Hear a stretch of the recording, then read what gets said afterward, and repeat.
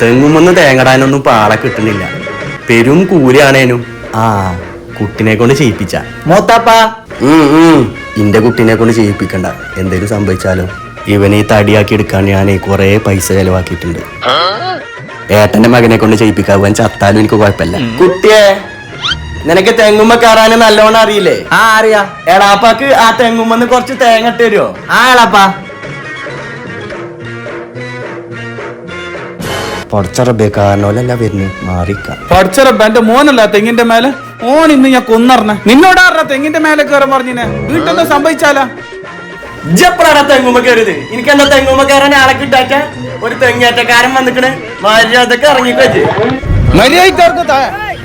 അങ്ങോട്ട് കൊള്ള ഹിമാറ്. മൂത്താപ്പ വാപ്പയാണ് പറഞ്ഞത് ഓനോട് തെങ്ങുമ്മ കയറാന്.